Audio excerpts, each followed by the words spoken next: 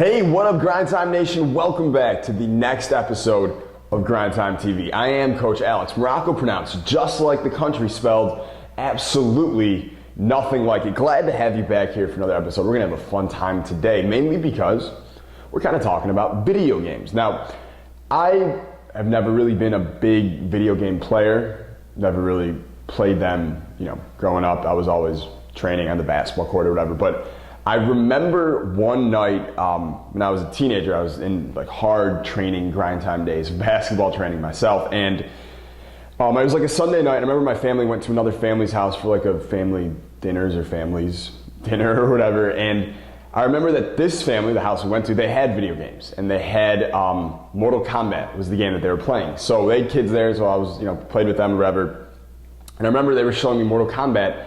And they were showing me how when you eventually like beat the other guy down and he has no life left, whatever, this is a really, healthy game for young kids to be playing, obviously. But when he has no life left and he's just like standing there and he's like, like his head's twisting around or whatever, that you punch in a combination for the kill move, right? Lock him down and finish the game to finish him or whatever they're saying there.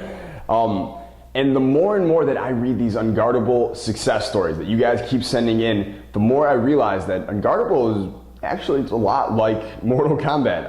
It's almost like, which kill move are you going to go with here? You're going to go with the jab and go or the drop? Are you going to go with the in and out, the slow spin? Which kill move are you going to go with? Well, Raymar Velez sent in a success story recently. He's an up-and-coming high school player. He's a young dude. He's working really hard on his game right now, and he is 100% on his grind time. So he sent in this success story about Unguardable that reminded me, basically, this is where I got the idea that, Guardable, Mortal Kombat, kill move is kind of similar. So here's what Raymar had to say.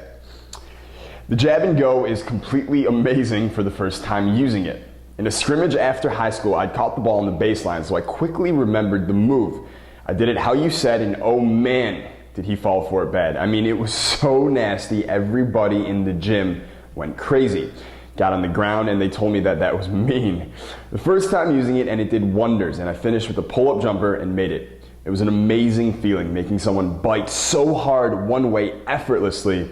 I can't wait to try the other ones out tomorrow. Great stuff, Raymar Velez.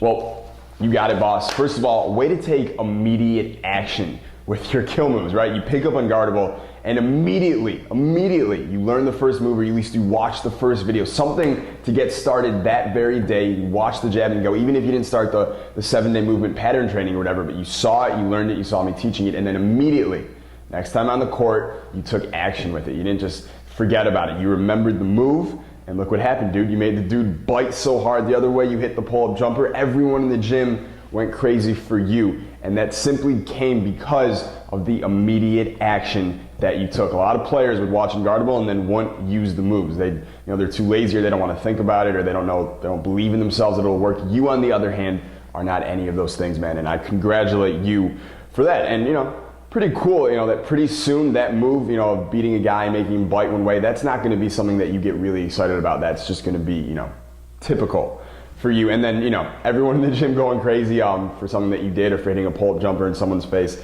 that's pretty soon just going to become no big deal, so long as you stay on your grind time, all right? Now, if you haven't joined us inside Unguardable yet, then click the link below and let's get started learning these moves today. It's going to take us less than an hour to learn all 7 of them. And we're going to start with the jab and go move number 1, simply because it is the most powerful move out of the triple threat that I have ever seen. And you see Raymar learned it as well. Now, later today, Trending Talk, a great question actually came in. Someone asked, I really like this question, hit me on like a personal note, but someone asked, why is Steve Nash basically the only point guard who's continued to get better after the age of 30? It's pretty well known in the NBA that point guards, once they hit that 30 number, it's kind of like being a female actress in Hollywood, their careers start to go down slowly. Steve Nash, on the other hand, he went up, including 2 MVPs, conference finals appearances, all that good stuff and everything. So how did he do that? How did he keep getting better after 30 when everyone else is getting worse? Well, we're going to talk about it later today in Trending Talk. I will see you then. Until then, stay grind time. Peace.